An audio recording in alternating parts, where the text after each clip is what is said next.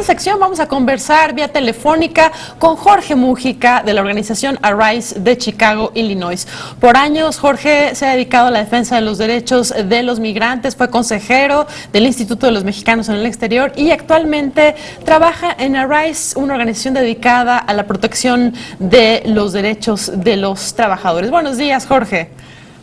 Muy buenos días, Cristina, ¿cómo estamos? Muy bien, oye, pues primero que nada, platicar contigo del tema de la reforma migratoria con miras al 2014. Se sabe que no hay condiciones, o es muy difícil que se den las condiciones para la aprobación de una reforma migratoria, pero al parecer el congresista Luis Gutiérrez ha planteado otra alternativa. Platícanos un poquito de esto.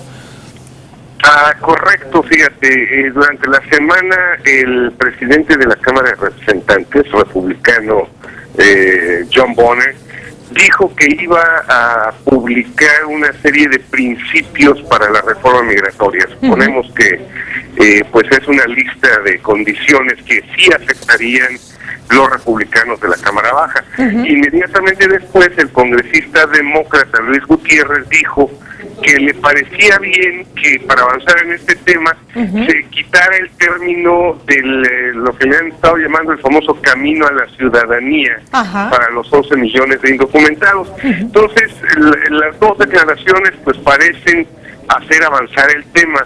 Esto es muy importante porque precisamente la famosa ciudadanía había sido el obstáculo mayor. Se sabe estadísticamente que entre todos los inmigrantes que se naturalizan ciudadanos de Estados Unidos, se registran para votar y votan, el 80 y tantos por ciento, 86%, votan por el Partido Demócrata. Entonces, darles la ciudadanía a los que ahora son inmigrantes indocumentados, pues implicaría darle millones de votos nuevos al Partido Demócrata. Por eso los republicanos, no claro, los republicanos se oponen a esto, no se oponen al concepto de ciudadanía, porque implicaría, al tener la ciudadanía pueden votar, entonces no quieren aceptar esto, pero señalas tú que quizás sería más factible que aceptaran este concepto de el residente legal, digamos.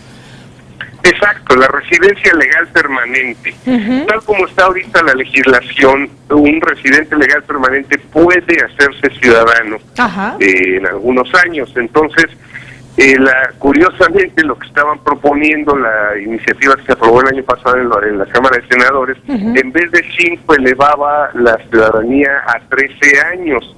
Pero ahora parecen dispuestos a quitarlo del camino, ¿no? A quitar la palabra ciudadanía. Para que avance la reforma, quitar la ciudadanía, quitar el concepto de ciudadanía. Y poner el problema va a ser poner solamente la residencia legal. El problema va a ser en qué términos, en qué condiciones y con qué derechos. Desde tu punto de vista, si no, como una persona como tú que por años ha defendido los derechos de los migrantes, ¿en qué términos tendría que estar definida esa residencia legal para que cumpliera con las necesidades de los mexicanos que están allá como migrantes, Jorge?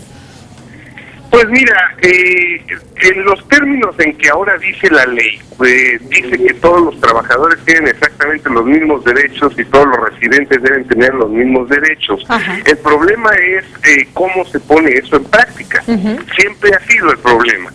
Porque, por ejemplo, la iniciativa aprobada en el Senado aumentaba 24,000 agentes de la patrulla fronteriza, pero no aumentaba un solo agente de la Secretaría del Trabajo, un solo inspector del trabajo, una sola persona que pudiera ver y vigilar por los derechos de esos inmigrantes. Entonces yo diría que un cambio correcto en esta discusión es quitemos la ciudadanía, pero realmente garanticemos todos los derechos de esos trabajadores, a no ser discriminados en el lugar de trabajo, a que no se les roben sus salarios, a que no se les quiten los pasaportes, a que no se les considere semiesclavos, ¿no?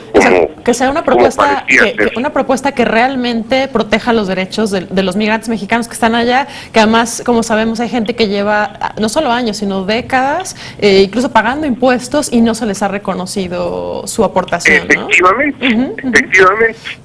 ¿No? Entonces, eso es lo que se necesitaría ahora, ver qué mecanismos para poner en práctica y vigilar que se cumplan los derechos de los trabajadores internacionales, Y ¿no? ahora Y pues devolver la discusión al sentido correcto, no es una discusión de ciudadanías, es una discusión de gente buscando trabajo y trabajando en los Estados Unidos. ¿Qué derechos, qué garantías deben tener?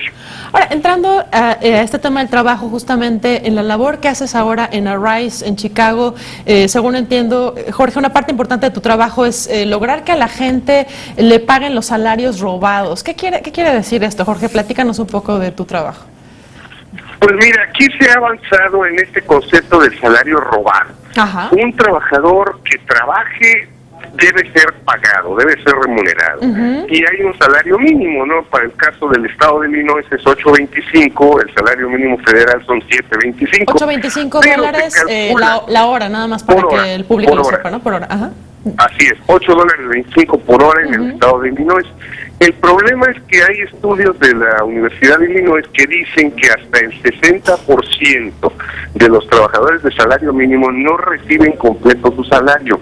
Se les paga menos, se les pagan $6, $7, no se les pagan las horas extras, se les roban las propinas, por ejemplo. A muchísima gente, millones de personas se les obliga a ponerse todo el uniforme de trabajo antes de checar su tarjeta de entrada y se les obliga a checar la tarjeta de salida antes de quitarse el uniforme de trabajo y pues lo que tengan que hacer, limpiarse, etcétera. Se les están robando. Todo eso se consideran salarios robados. Exacto. ¿Y qué hacen ustedes en este caso? Cuando llega alguien y te dice, oye, me están pagando $5 la hora, ¿y cómo los apoyan ustedes? Bueno, se hace el cálculo inmediatamente. La ley te permite recuperar hasta 3 años de salarios robados perdidos. Si, por desgracia, si pues trabajaste 10 años en esas condiciones, ni modo, solamente se puede recuperar 3. Los últimos 3. Pero se hace el cálculo de cuánto le debe el patrón a este trabajador. Siempre te diré que son miles de dólares. No son ni 10 ni 20, ¿no? Sino a través de 3 años siempre son miles y miles de dólares. Y entonces lo que hacemos es confrontar directamente al patrón, a percibirlo de que, bueno, está violando una ley, la otra ley, etcétera, y que tiene que pagar esta deuda. Si el patrón no accede a pagarla, pues nos podemos ir al Departamento del Estado o se puede plantear una demanda legal para que la pague. Y el año pasado nos anotamos un gran triunfo, que fue la aprobación en la ciudad de Chicago de una ley local que dice que un patrón al que se le encuentre culpable de robar salarios puede perder o se le puede revocar su licencia de negocios. Órale. Entonces, es un logro pues muy importante porque ya lo van a pensar 2 veces, ¿no? Antes de no pagar el salario por ley. Exactamente, de eso se trata. No se trata de andar cerrando negocios realmente, ¿no? Sino que se trata de decirle, señores, están arriesgando ustedes su negocio, tienen que pagar un salario mínimo. Por eso es la ley el salario mínimo, ¿no? Entonces, por lo menos el salario mínimo lo tienen que pagar. Exacto. Entonces, pues en eso trabajamos, ¿no? Es una buena parte del trabajo. Y claro, tratamos también siempre de sindicalizar a los trabajadores, porque un patrón que roba una vez, pues posiblemente vaya a robar una segunda vez y una tercera vez. Entonces, en vez de andar cerrando negocios, pues lo que hay que hacer es organizar a los trabajadores para que ya puedan defenderse en el futuro y ya no sufran este robo de salarios. Jorge, muy buenos días. Hola, Alejandro Ocaña. Buenos días, Alejandro. Jorge, preguntarte, ¿a cuántas personas han ayudado ya en esta a estas personas por quitarles salarios y a cuántas personas han ayudado a lo largo de su historia de Arise?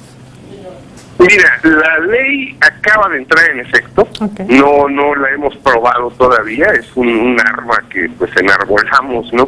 Estamos haciendo una campaña de difusión para que trabajadores y patrones la conozcan, pero es una ley nueva, no se ha utilizado. Y el año pasado, te puedo decir, Arise recuperó $500,000 en salarios robados. ¡Órale! Muchísimo. Un gran logro, no te creas.